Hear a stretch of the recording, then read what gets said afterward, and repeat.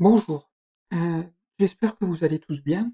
Aujourd'hui on commence la formation sur Python. Donc j'ai vu que certains élèves m'avaient envoyé des messages et qu'ils avaient commencé à faire les exercices en suivant le poulie. Bon, c'est très très bien. Il faut vraiment continuer dans ce sens pour ceux qui peuvent le faire. Sinon, bah là je vous donne la correction.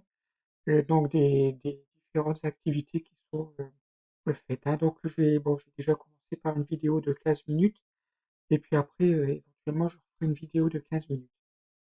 Là, vous avez l'environnement de du Python. Alors, ce qu'il faut savoir, c'est dans l'environnement du Python, comme dans l'environnement Python, il y a deux fenêtres. Il y a une fenêtre, celle du bas ici, qu'on appelle le shell. Donc, c'est celle qui vous permet de faire des calculs rapides. Et une fenêtre ici en haut, pour laquelle on fait de la programmation. Alors, regardez, si je passe à Python, ici, là, c'est bien écrit que c'est le shell. La fenêtre du bas pour Edupiton, elle est ici à droite. Et la fenêtre de programmation, elle est ici à gauche. Je vais vous montrer qu'on peut utiliser les deux parce que Piso, c'est ce qui est installé au lycée. On ne sait jamais si pour votre CCF, on ne peut pas utiliser Piso, on ne peut pas utiliser pardon, Edupiton, bah, on travaillera avec Piso. Mais c'est exactement la même chose. Voilà. Là, je vais vous envoyer ce document, celui-là. Voilà, avec bien sûr ici, donc j'explique, hein, ici c'est comment se présente Piso, c'est l'icône, mais regardez ici, moi j'ai mis pour Edupito, donc là la zone de programme et là la zone de shell, en fait, où on peut faire des opérations. Alors les premières opérations, c'est priorité des opérations et les respecter.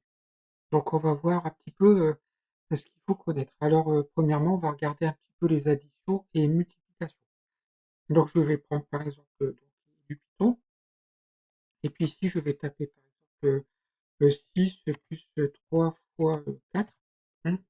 Donc si la priorité des opérations est respectée, 3 fois 4, 12 plus 6, ça fait 18. Regardez, ça vous met directement le résultat 18. Donc en fait, vous pouvez utiliser euh, ce shell comme une calculatrice. Par exemple, vous pouvez faire entre parenthèses 8 moins 4 fois 7 multiplié par entre parenthèses 12 fois 5 moins 18, je sais pas, j'ai mis un peu n'importe quoi, voilà. Donc en fait, ici, si vous faites ce calcul de tête, hein, donc 4 fois 7, 28, moins 8, donc 8 moins 28, ça fait moins 20 ici. 12 fois 5, 60, 60 moins 18, donc 60 moins 18, ça fait 42. Et 42 fois moins 20, donc ça fait moins 800, donc moins 840. Voilà, donc ici, ça vous fait moins 840. Donc voilà, donc ici on a les opérations. Alors quelles sont les opérations particulières? La puissance, c'est particulier. Ce n'est pas le petit chapeau. Par exemple, vous voulez faire 2 puissance 3, il faut faire 2 étoile étoile 3. 2 étoile étoile 3, et ça fait 2 puissance 3, donc 2 fois 2 fois 2, ça fait 8. Par exemple, 4 étoile 5, donc ça fait 4 fois 4 fois 4 fois 4 fois 4, voilà, vous avez le résultat. Ah non, j'ai oublié, un étoile, je recommence. 4 étoiles, étoile 5, donc ça fait 1024. Voilà, donc un peu, si on regarde un peu les exercices que vous aviez à faire pour vous exercer, c'est pas celui-là, c'est celui-là. Là, vous deviez faire 3 puissance 2, 3 puissance 3. Alors la division, c'est la même chose. Mais attention, la division entière se fait avec deux barres. Regardez, là, vous pouvez remplir, hein. Ici, si vous tapez 3 divisé par 2, allez, je vais faire avec Piso pour changer un petit peu. Si vous faites 3 divisé par 2, je vais obtenir 1,5. D'accord? Par exemple, si je fais 3 divisions entières divisé par 2, ça veut dire que ça donne que la partie entière du résultat. Ça va vous donner 1. Voilà, par exemple, 8 divisé par euh, 6, ça fait 1,33. Et si je fais 8, 2 divisé par 6, ça donne la partie entière, donc on va mettre que 1. Voilà. On va voir un peu pour, par exemple, si je fais euh, 7 divisé par divisé par 4, qu'est-ce que ça donne? 1,75. Si je fais 7, donc avec 2 barres de division par 4, ça va me donner la partie entière. Donc la partie entière, c'est 1. Attention, c'est pas un arrondi. Il ne faut pas penser que ça allait mettre 2. La partie entière, donc on retire le 75. Donc là, on peut, alors ici, sur Piso, on peut, ici, donc, nouveau shell, ça veut dire qu'on met tout à vide, on efface l'écran, voilà, on a un nouveau shell, voilà, et ça efface l'écran. Ici, pour, et du Python, donc, console shell, je sais pas si on peut faire un nouveau shell, directement. Euh, je ne sais pas comment on fait pour effacer. Là, on efface tout, essayer, mais on peut tout effacer. Voilà, et on efface tout, on sélectionne et on efface. Hein, voilà, pour effacer le shell. Voilà, moi j'ai l'habitude plus d'utiliser Piso que EduPython. Mais comme EduPython c'est un logiciel qui est gratuit et facile à installer pour vous. Voilà. Alors on va continuer sur le cours. Sur le cours, on va regarder sur les variables. Donc des variables, vous avez vu lorsque vous avez utilisé la calculatrice et fait des programmes en seconde pour en utiliser des variables. Donc alors ici il y a plusieurs variables. Hein, donc ici bah, on a A, B, C, D, E. Donc ce sont de, des variables de types différents. Donc on va voir quels sont les types de variables. Et vous allez voir que Piso ou bien EduPython va nous donner le type de variable. Alors A égale 3. Donc je vais taper, je vais aller dans EduPython, taper A égale 3. Donc voilà. Et si je tape type, donc regardez, ça me propose type là.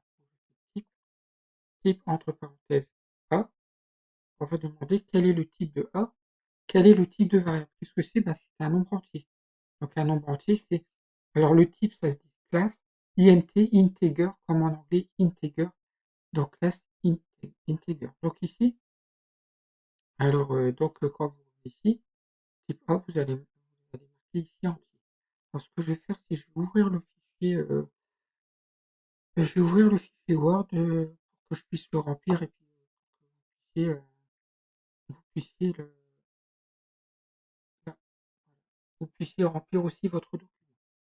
Donc, alors, ici, avec le fichier Word, voilà, donc ici, vous allez marquer INT, qui veut dire en fait entier. Un nombre entier. Hein. Voilà, donc je vais fermer, on ne s'embêtera plus. Voilà, donc ici, vous mettez INT entier. Je vais taper B est égal à 4.28. Le point, c'est la virgule. Hein. Donc, je tape donc, dans les Python. Donc, B est égal à 4.28. 4.28. Voilà, et je vais faire type entrée, et je fais type B, entre parenthèses B, et là, ça va me mettre un nom particulier qui s'appelle float. Float, ça veut dire un nombre réel, un nombre à virgule. Float, c'est un nombre à virgule. Class float. Donc ici, vous allez mettre, ici c'est float, voilà, et ça veut dire un nombre réel, réel ou un nombre à virgule. Alors là, maintenant, je vais taper C égale math. Donc alors, ici, je vais retourner là, et C égale, j'ouvre les guillemets, math. Donc regardez, les deux guillemets se sont ouverts d'un seul coup. Et vous tapez entre deux, math. Et donc je fais entrer.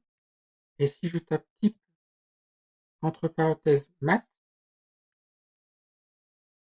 type C, pardon, type C, pour savoir quel est le type de C, et ça va marquer str. Str, c'est le début de string. String, ça veut dire une chaîne de caractères. Donc ici, vous allez noter, ici, vous notez str, et ça veut dire donc chaîne de caractères.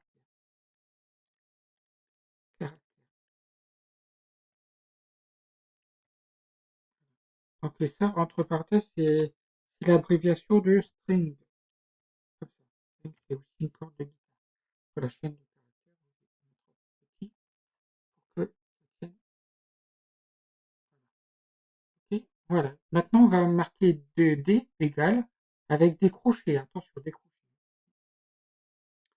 Donc D est égal à 3, 5, 7, 9 entre parenthèses et puis après impair. Donc, donc je reviens sur Réduit Python. Donc D égale, j'ouvre les crochets. Pour ouvrir les crochets, on fait ALGR les crochets. Hein, je sais plus, c'est 3, virgule, vérifier, 3, 5, 7, 9. Non, je prends 3, 7, 9. Et puis, virgule, et puis on ouvre les guillemets, puis on écrit impair. En fait, parce que ce sont les nombres impairs. Voilà. Alors, ce type particulier, ça s'appelle une liste. Alors, regardez, quand je fais type, entre parenthèses D, donc le type D, c'est classe liste. Qu'est-ce que ça veut dire? Ça veut dire que j'ai en place une liste. Alors, c'est très pratique les listes avec Python, parce que c'est très facile à manipuler.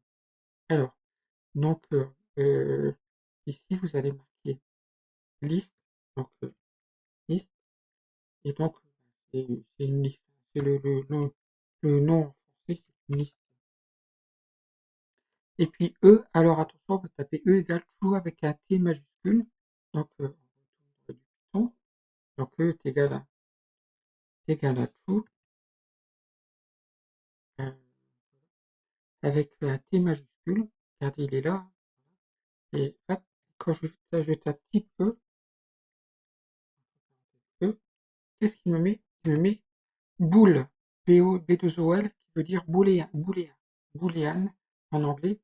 Donc, c'est un booléen. Qu'est-ce que c'est qu'un booléen? Un booléen, c'est une variable qui donne comme valeur qui prend pour valeur soit vrai ou faux.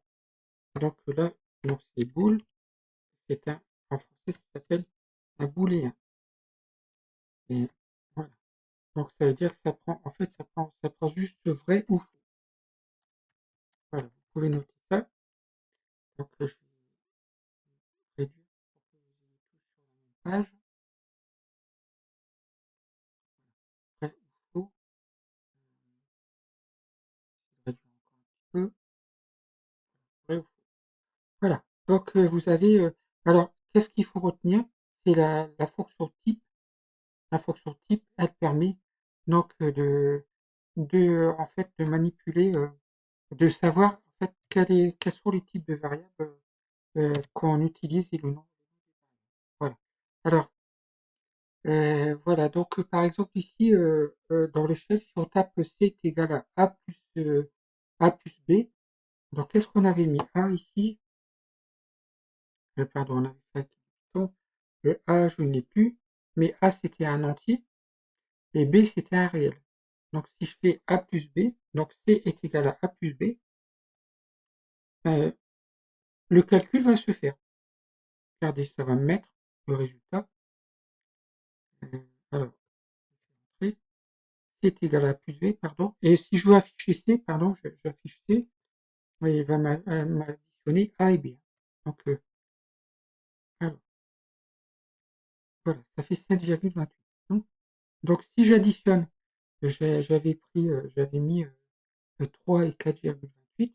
Si j'additionne un entier et puis un nombre réel, j'obtiens un nombre réel. Donc si je mets type C, alors là, type C, donc c'est un nombre réel. Et le C au départ, c'était une, une chaîne de caractères, c'était string. Hein. Mais là, comme j'ai fait un calcul, ma variable, bah, la chaîne de caractères que j'avais écrite math, bah, cette chaîne de caractères, elle n'existe plus. Donc elle est remplacée par en fait le nouveau C. Voilà, donc ça j'arrive à 15 minutes, donc je